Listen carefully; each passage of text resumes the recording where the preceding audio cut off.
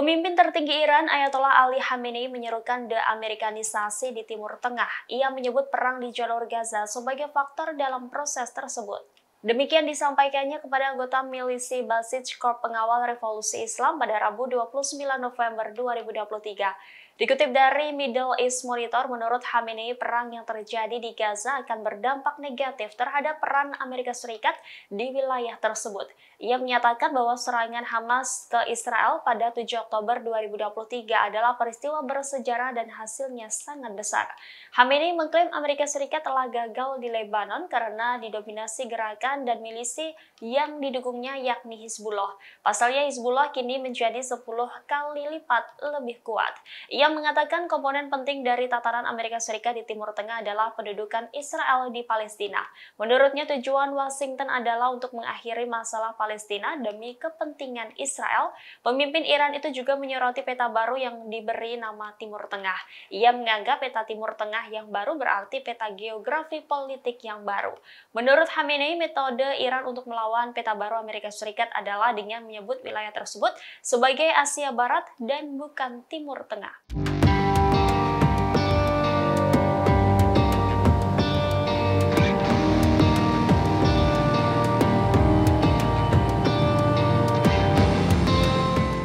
Presiden Prancis Emmanuel Macron kembali memberikan peringatan kepada Israel. Ia mengingatkan rencana Israel melenyapkan kelompok militer Hamas justru beresiko memicu perang selama 1 dekade.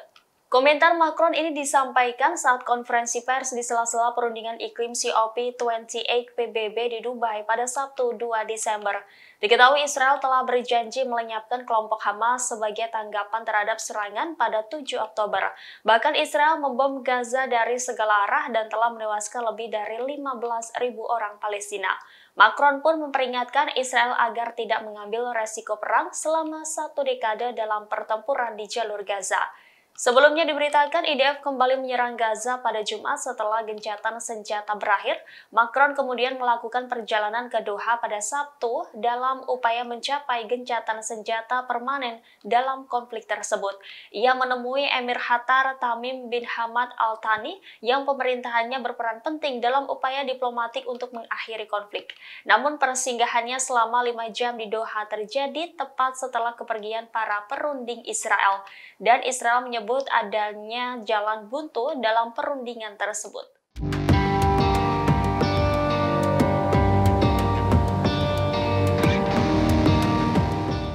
Baru-baru ini Korea Utara memberi peringatan keras kepada Amerika Serikat. Korea Utara mengancam perang jika satelit mata-mata Amerika Serikat mengganggu operasi satelitnya. Demikian dilaporkan media pemerintah KCNA sebagaimana mengutip pernyataan juru bicara Kementerian Pertahanan Korea Utara. Pyongyang menganggap jika Amerika Serikat mengganggu aset-aset strategisnya sebagai bentuk deklarasi perang. Adapun ancaman ini disampaikan Korea Utara setelah meluncurkan satelit mata-mata militer pertamanya ke angkasa pekan lalu. Dalam pernyataannya, Pyongyang akan menanggapi setiap campur tangan Washington di angkasa. Pyongyang mengancam akan menghancurkan satelit mata-mata Amerika Serikat jika Washington mencoba melanggar wilayah sah Korea Utara. Sebelumnya, pejabat Amerika Serikat mengatakan bahwa Washington dapat menangkal kemampuan luar angkasa musuh dengan berbagai cara. Juru bicara Komando Luar Angkasa Amerika Serikat, Sheryl Klinkel, mengklaim militer Amerika Serikat dapat melemahkan efektivitas dan mematikan kekuatan musuh di semua domain.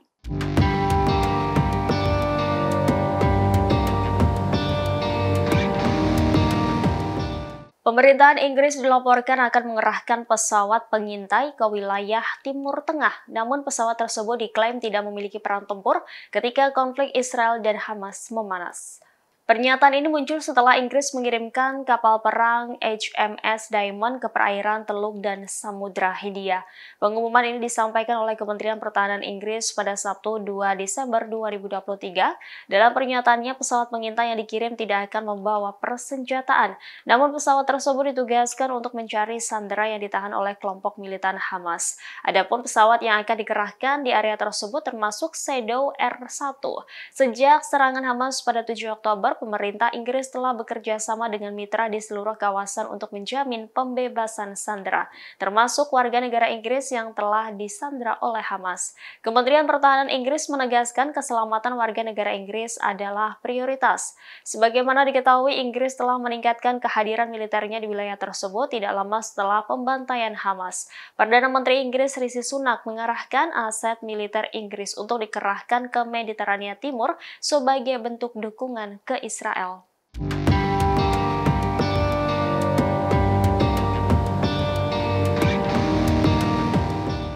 Badan Maritim Inggris memperingatkan potensi serangan drone di Laut Merah pada Minggu 3 Desember 2023. Inggris khawatir adanya aktivitas drone yang diduga milik Yaman tersebut.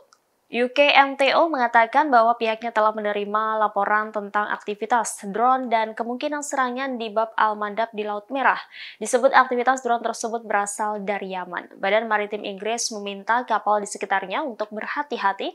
Sebelumnya, Inggris telah mengerahkan kapal angkatan laut milik kerajaan ke perairan Teluk dan Samudra Hindia.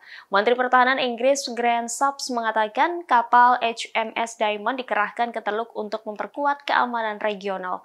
Menurutnya, kehadiran Inggris di perairan tersebut sangat penting di tengah situasi yang tidak menentu. Kapal Diamond diduga akan bekerja untuk mencegah ancaman dari luar yang berupaya mengganggu keamanan maritim. Dalam pernyataannya, pemerintah Inggris juga menyinggung pembajakan kapal Galaxy Leader di Laut Merah yang dilakukan oleh Houthi Yaman. Inggris menilai tindakan tersebut tidak dapat dibenarkan karena mengganggu kebebasan navigasi.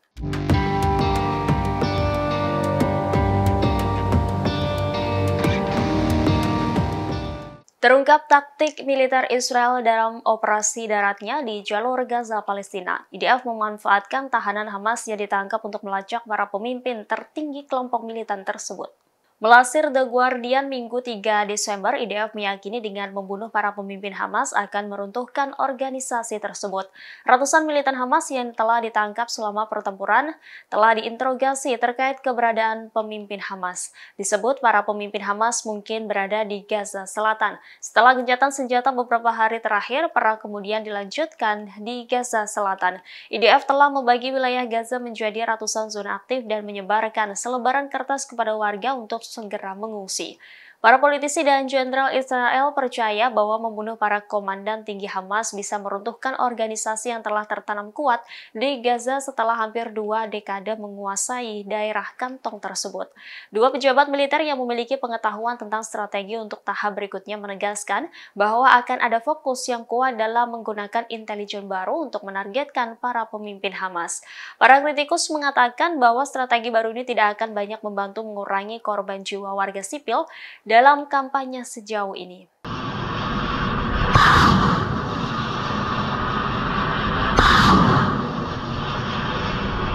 Amerika Serikat dilaporkan akan mengerahkan rudal berbasis darat di Indo-Pasifik. Pengerahan rudal jelajah Tomahawk dan standar misil 6 versi darat kemungkinan dilakukan pada 2024 mendatang. Nikkei Asia melaporkan pada hari Minggu 3 Desember 2023 mengutip juru bicara Angkatan Darat Amerika Serikat di Pasifik Rob Phillips.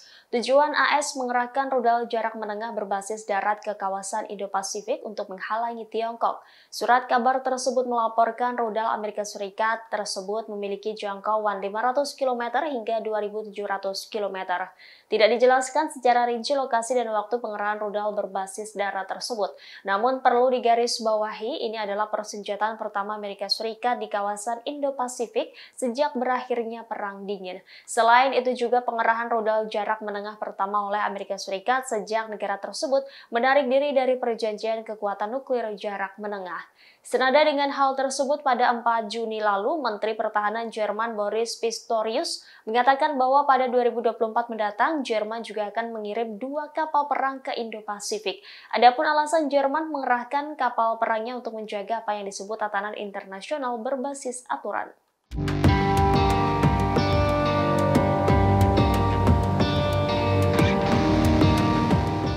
Kapal induk Amerika Serikat di Timur Tengah mencegat pesawat tidak berawak milik Iran. Demikian disampaikan Komandan Pusat Amerika Serikat pada Minggu 3 Desember 2023. Militer Amerika Serikat mengatakan pesawat tak berawak Iran dicegat karena terbang dengan cara yang tidak aman dan tidak profesional di Teluk. Adapun pencegatan dilakukan oleh pesawat dari sayap udara pengangkut Dwight D. Eisenhower. Komando Pusat Amerika Serikat dalam pernyataannya mengatakan pihaknya akan terus terbang dan berlayar jika hukum internasional mengizinkannya. Tidak ada rincian lebih lanjut yang diberikan terkait insiden ini. Iran juga tidak segera memberikan komentarnya. Diketahui Amerika Serikat telah mengirim 2 kelompok kapal induk Amerika Serikat ke Timur Tengah untuk meningkatkan kekuatan regional militernya. Pengerahan ini terjadi ketika konflik Israel dan kelompok militan Hamas Palestina berkecamuk. Kelompok kapal induk pertama yang dikirim ke Timur Tengah adalah USS Gerald R. Ford, kapal perang terbesar di dunia dan kapal induk tercanggih Angkatan Laut. Kapal ini dikirim sebagai pesan dukungan kepada sekutu jangka panjangnya Israel dan sebagai peringatan kepada Iran dan milisi Syiah Hizbullah Lebanon yang didukung oleh Teheran. Download Tribun X sekarang, menghadirkan lokal menjadi Indonesia.